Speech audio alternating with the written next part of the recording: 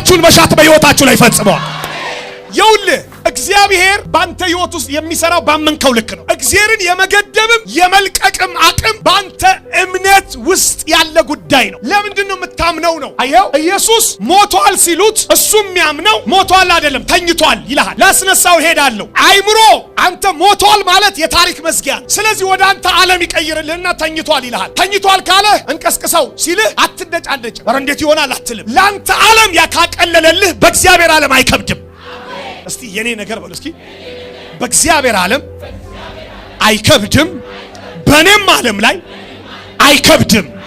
አምናለሁ፣ ተአምራቴን እቀበላለሁ።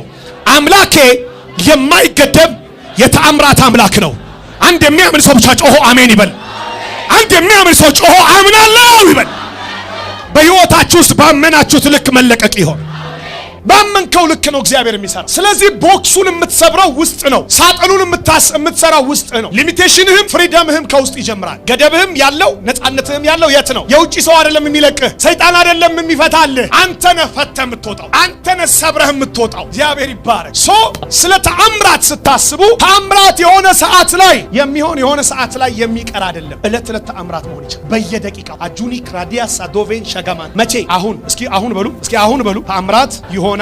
ተአምራቴንም እቀበላለሁ በኢየሱስ ስም አሜን ሆነባችሁ። እርሶ ፓስተር ካሳሁን ለማ የሚለውን ዩቲዩብ ቻናል አሁኑኑ ሰብስክራይብ በማድረግና የደውል ምልክቷን በመጫን ቤተሰብ በመሆን የእግዚአብሔርን ጸጋና በረከት ይካፈሉ። ፓስተር ካሳሁን ለማ ኦፊሻል ዩቲዩብ ቻናል